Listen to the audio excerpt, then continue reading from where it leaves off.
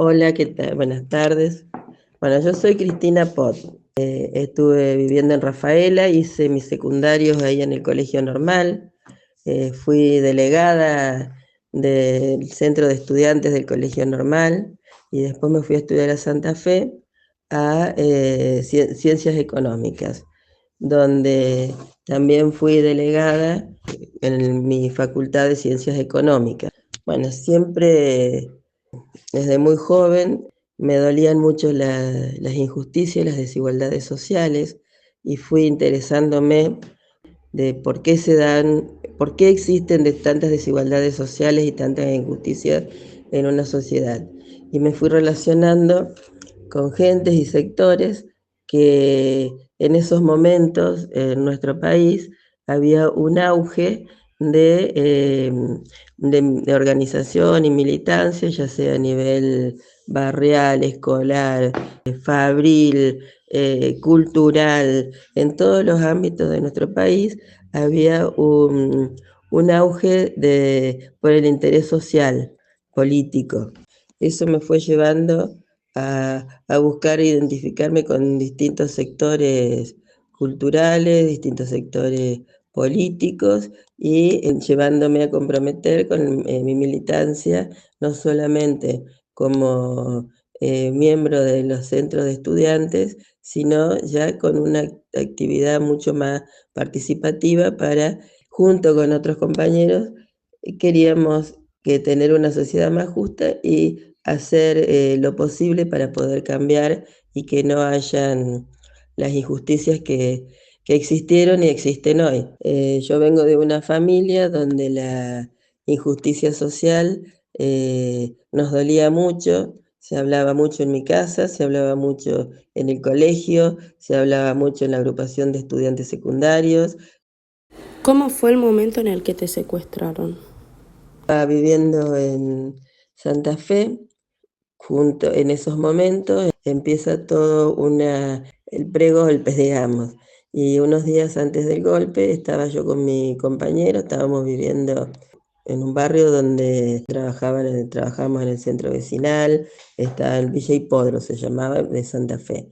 Y bueno, por distintas situaciones, en esos momentos las organizaciones emergentes había una disposición de eliminarlas. En ese ámbito, pre-golpe, unos días antes del golpe, me detienen ahí en Santa Fe. Estoy desaparecida un mes junto con mi compañero.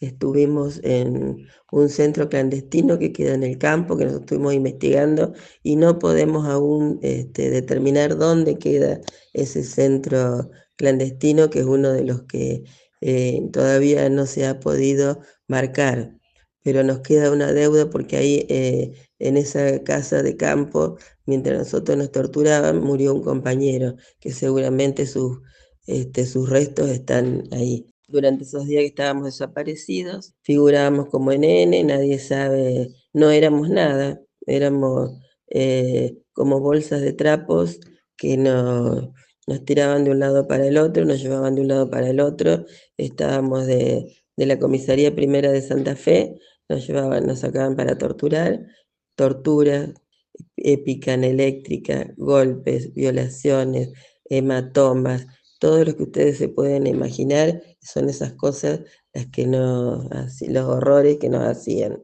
Éramos totalmente desprotegidos, desnudos, nos tenían desnudos y vendados, porque ellos querían que nosotros dijéramos quién eran los otros miembros de la organización para poder seguir combatiendo nuestras ideas.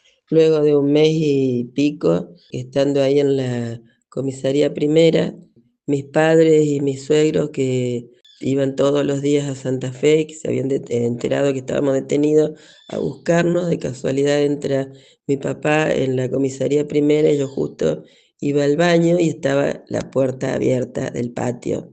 Una gran casualidad. Ya en esos días tenía la venda un poquito más floja y mi papá me ve y yo le empiezo a gritar, que me empiezo a gritar mi nombre, que estaba ahí. Entonces mi papá empezó a reclamar que estaba su hija ahí, estaba su hija ahí. Después fue a hablar con los jueces, todo. Y a partir de ese momento ponen bajo el Poder Ejecutivo Nacional diciendo que estábamos detenidos bajo sus órdenes, porque ya había, en esos momentos ya había golpe de Estado.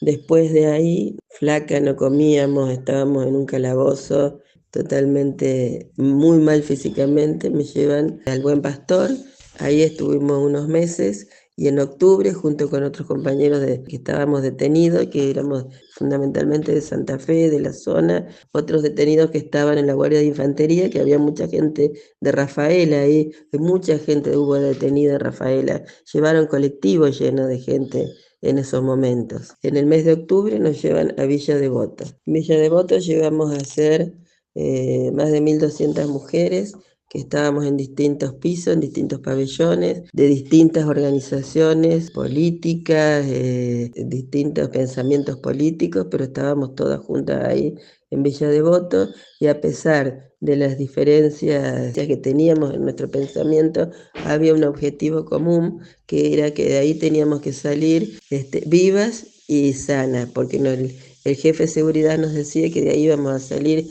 muertas o locas. Entonces, nuestro objetivo era resistir a todas las barbaridades que nos estaban haciendo. No nos permitían visitas, no nos dejaban hacer actividad física, no nos dejaban hacer actividades manuales, un montón de restricciones para que nosotros no pudiéramos tener una estabilidad emocional. Bueno, durante todos esos años nosotros nos preparábamos para estar bien. La que se acordaba de una película contaba la película. La que se acordaba de un libro nos contaba el libro. Sí, no podíamos hacer cantar y bueno, cantábamos igual porque hacíamos despacito como podíamos. Cantábamos mientras uno hacía de campana, miraba que no vinieran las celadoras, hacíamos pequeños festivales, hacíamos obras de teatro, porque si bien estábamos encerradas, nuestra vida continuaba y tenía que continuar con la mayor dignidad posible. ¿Cómo fue el momento en el que te liberaron?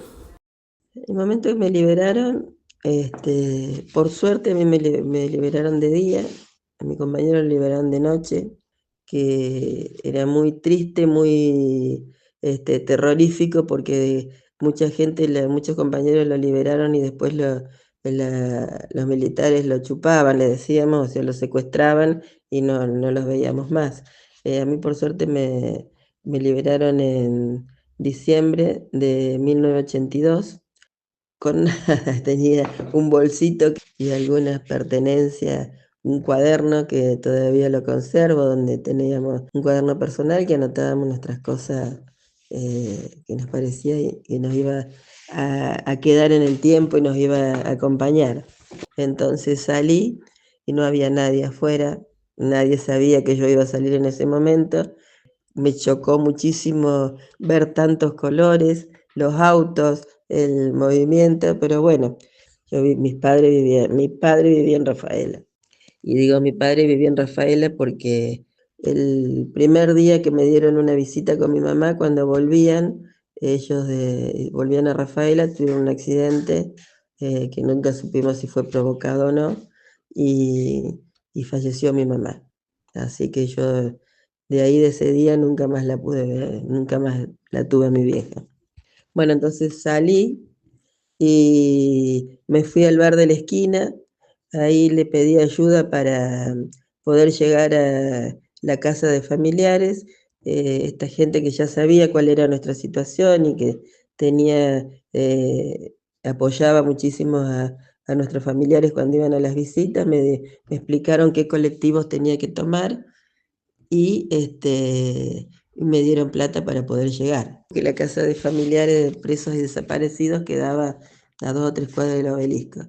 Me bajé un poquito antes y tuve que caminar en pleno centro de Buenos Aires, después de 7 años de estar adentro de una cárcel, tuve que caminar en medio de la gente que no sabía qué me pasaba y no sé las caras de sorpresa que habrá sido mía, y llegué a familiares. Ese día era la reunión de madres de desaparecidos. Cuando llegué ahí dije que era una expresa recién liberada, fueron los gritos, las emociones, los llantos de todas estas madres que aún seguían buscando a sus hijos, me abrazaban, me besaban y bueno, ahí me ayudaron, una familia me llevó a dormir esa noche en su casa y al otro día fui a pedir autorización porque mi compañero estaba preso, todavía seguía preso en La Plata, y lo pude ir a ver, reencontrarnos después de tanto tiempo, con un abrazo que en esos momentos ya nos permitían